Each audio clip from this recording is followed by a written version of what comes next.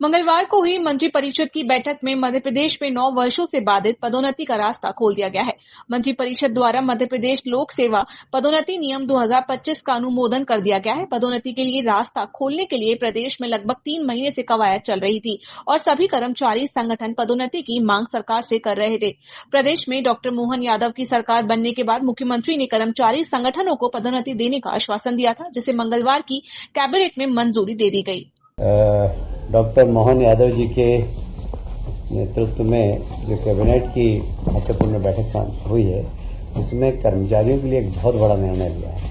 आप सभी जानते हैं कि बहुत सारे कारणों से, मैं कारणों को नहीं गिनाऊंगा, आप सबको मालूम है, उच्चतम न्यायालय, उच्च न्यायालय, उसके कारण प्रमोशन में पिछले 9 वर्षों से काफी बाधा आ रही थी। इस बार हमने एक रास्ता निकाला है जिससे कि हमारे कर्मचारियों के प्रमोशन हो, और जब प्रमोशन होंगे तो निश्चित रूप से नीचे के स्थान रिक्त भी होंगे, तो फिर हम लोगों को भर्ती भी देख कर पाएंगे। तो इसलिए एक नई भर्ती के दरवाजे भी खुलेंगे। तो एक बहुत बड़ा महत्वपूर्ण निर्णय लिया है 9 वर्षों बाद। आरक्षित वर्गों का प्रतिनिधित्व भी हमने सुनिश्चित किया है और उनके हितों का भी पूरा ध्यान रखा है हमने। कहीं पर भी जो आरक्षित वर्ग है उनके परसेंटेज को पूरा ध्यान में रखते हुए हमने परसेंटेज, जैसे कि अनुसूचित जनजाति के लिए 20% और अनुसूचित जाति के लिए 16% आरक्षण का प्रावधान है, वो भी इस प्रमोशन में हमने पूरी तरीके से ध्यान रखा है। उच्चतम न्यायालय और उच्च न्यायालय के जितने भी आदेश थे, चाहे वो एम नागराज का हो, जनरल सिंह का हो, आर.के. सभरवाल का, इन सारे प्रकरणों की हमारे विधि विभाग से पूरी जानकारी लेकर और प्रमोशन में किसी प्रकार की कहीं पर भी विधिक तकलीफ नहीं आए, इस बात में ध्यान रखते हुए हमने पूरी प्रमोशन की नीति बनाई है। अनुसूचित जाति और अनुसूचित जनजाति के लोक सेवकों को भी मेरिट के आधार पर पदोन्नति प्राप्त करने का अवसर दिया गया है। वर्तमान वर्ष में आगामी वर्ष की रिक्तियों के लिए पदोन्नति समिति की बैठक कर चयन सूची बनाने का प्रावधान किया गया है, अर्थात अग्रिम डीपीसी के प्रावधान भी किए गए हैं। ये बहुत महत्वपूर्ण हिस्सा है कि अग्रिम डीपीसी के प्रावधान भी अब प्रारंभ हो गए हैं। पदोन्नति के सूत्र में वरिष्ठता का पर्याप्त ध्यान रखा गया है। वरिष्ठ लोक सेवकों में से मेरिट के अनुसार न्यूनतम अंक लाने वाले लोक सेवक पदोन्नति हेतु पात्र होंगे। प्रथम श्रेणी के लोक सेवकों के लिए मेरिट कम सीनियरिटी के प्रावधान किया गया है। पदोन्नति के सूत्र में कार्यदक्षता को प्रोत्साहित किया जाना लक्षित है। पदोन्नति के लिए अपात्रता का स्पष्ट निर्धारण किया गया है। किन परिस्थितियों में कोई लोक सेवक अपात्र होगा एवं दंड का क्या प्रभाव होगा, यह स्पष्ट रूप से उल्लेख किया गया है। कई बार हम लिफाफे में बंद करके इसको प्रमोशन को रोक देते हैं, तो कौन कौन से कारणों से लिफाफे बंद होंगे, इसको हमने बहुत स्पष्ट किया है। किसी भी विभागीय पदोन्नति समिति के संदर्भ में निर्णय के पुनर्विलोकन हेतु एक रिव्यू डीपीसी की बैठक आयोजित किए जाने के लिए स्पष्ट प्रावधान किए गए हैं।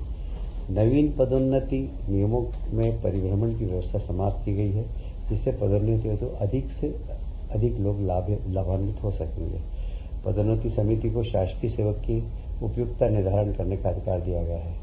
चतुर्थ श्रेणी के लिए अंक व्यवस्था नहीं होगी, केवल पदोन्नति के लिए उपयुक्त होने पर पदोन्नति प्राप्त की जा सकेगी। कार्यकारी सेवा के लिए किसी वर्ष में की गई आंशिक सेवा को भी पूर्ण वर्ष की सेवा माना जाएगा। यदि वर्ष में एक भाग की सेवा भी की गई तो उसे पूर्ण वर्ष की सेवा माना जाएगा।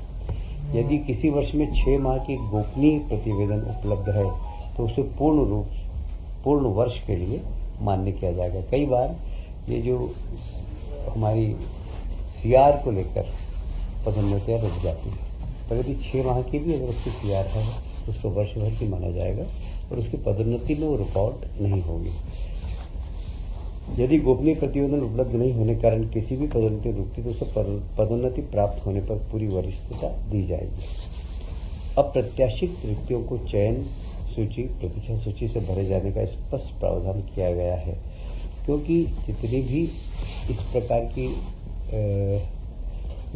रिक्त पद हैं जहाँ पर अप्रत्याशित रूप से भरे जाते हैं, उनकी सूची भी प्रतीक्षा सूची से भरे जाने के प्रावधान है।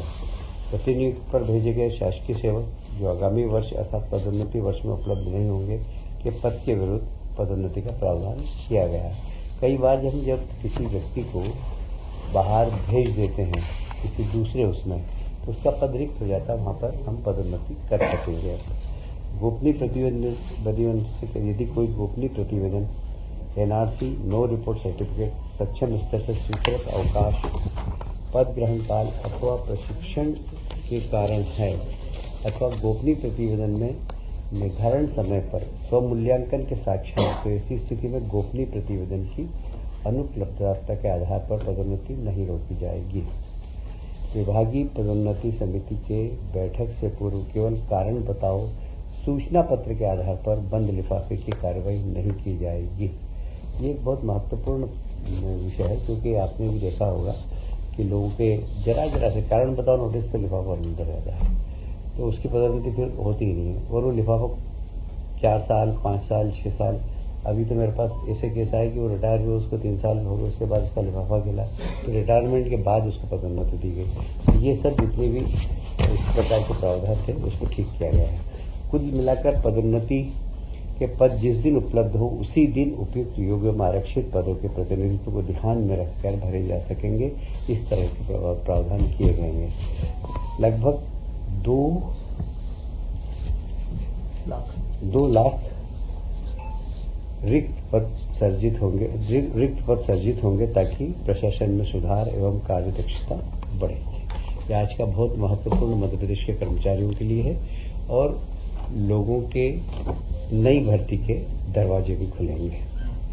एक और महत्वपूर्ण निर्णय आज सक्षम आंगनवाड़ी एवं पोषण 2.0 योजना के अंतर्गत विशेष जनजाति क्षेत्रों में पीएम जनमन कार्यक्रम हेतु 459 नवीन आंगनवाड़ी केंद्रों की स्थापना, संचालन एवं भवन निर्माण की स्वीकृति दी गई है। 459 आंगनवाड़ी केंद्रों के संचालन में तो आंगनवाड़ी कार्यकर्ता 449 एवं आंगनवाड़ी सहायिका के 459 पद तथा आंगनवाड़ी केंद्रों के परीक्षक हेतु पर्यवेक्षक के 26 पद, नियमित शासकीय सेवक पद मतलब 25,000, 380,000, 500 के सृजन की स्वीकृति दी गई है। वर्ष 25-26 से 30-31 तक योजना पर राशि का व्यय भारत सरकार द्वारा प्राप्त स्वीकृति के अनुसार किया जाएगा।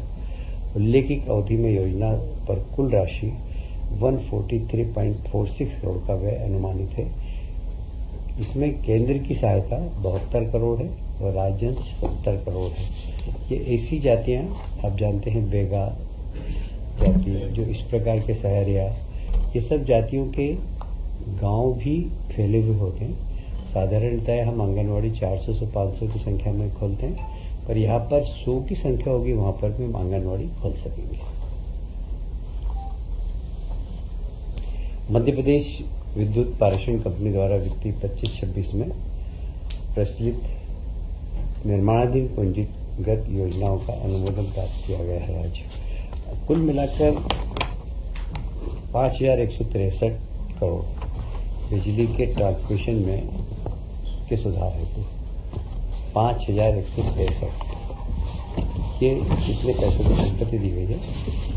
क्वालिटी विद्युत लोगों को मिले, इस दिशा में सरकार का एक बहुत महत्वपूर्ण निर्णय है ये, और मुझे लगता है कि इससे लोगों को जो बीच में कभी हम देखते हैं कि बिजली ड्रॉप हो जाती है, वह ड्रॉप होने से बचेंगे।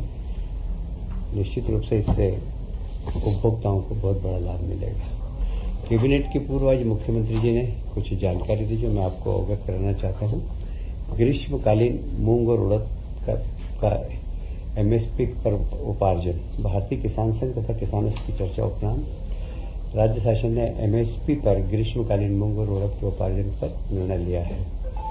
कृषि मंत्रालय भारत सरकार के ग्रीष्मकालीन मूंग तथा उड़द के उपार्जन पर कुल लक्ष्य उत्पादन के अनुमान 25% के स्थान पर 40% का लक्ष्य निर्धारित किया गया है। आज भारत सरकार से उपार्जन की अनुमति तथा लक्ष्य प्राप्त हो गई है। मूंग का एमएसपी 8,682 रुपये प्रति क्विंटल है।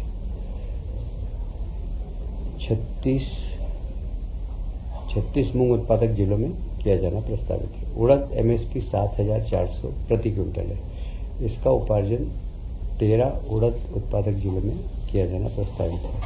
पंजीयन 19 जून से 6 जुलाई तक तथा उपार्जन 7 जुलाई से 6 अगस्त तक किया जाएगा।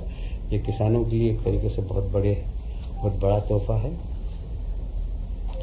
निवेश के तारतम्य में विभिन्न आयोजन राज्य सरकार ने हमेशा किए हैं। आप सभी जानते हैं कि हमारे मुख्यमंत्री जी ने पूरे प्रदेश में निवेशाधीश दिशा में बहुत काम किया है। तो अभी फिर रतलाम में 27 जून एमएसएमई दिवस है। क्षेत्रीय उद्योग एवं रोजगार सम्मेलन रतलाम में आयोजित होगी। उसी प्रकार राष्ट्रीय इंटरेक्टिव सेशन लुधियाना में 7 जुलाई। आप सभी जानते हैं कि लुधियाना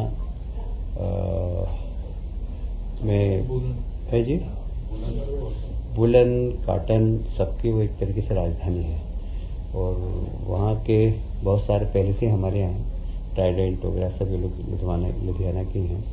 तो ये एक रोजगार देने वाली जो इंडस्ट्री है और इसलिए हम चाहते हैं कि लोगों को रोजगार मूलक इंडस्ट्री यहाँ पर डालें। इस दिशा में मुख्यमंत्री जी लुधियाना जाएंगे और इस दिशा में काम करेंगे। इंदौर में आप जानते हैं मेट्रो का उद्घाटन माननीय प्रधानमंत्री जी ने कर दिया है। भोपाल में भी हम कोशिश करेंगे कि सितंबर अक्टूबर में कि मतलब प्रधानमंत्री जब भी समय देंगे, हमारा काम बहुत तेजी से चल रहा है और हम सितंबर अक्टूबर में भोपाल के मेट्रो का भी प्रथम चरण का उद्घाटन कर देंगे।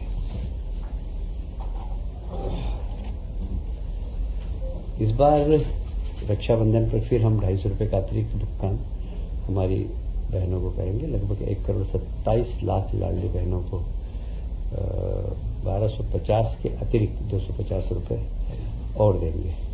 यह निश्चित रूप से हमारी लाडली बहनाओं के प्रति जो मुख्यमंत्री जी का अटैचमेंट है। और वैसे ही 21 जून को अंतर्राष्ट्रीय योग दिवस है।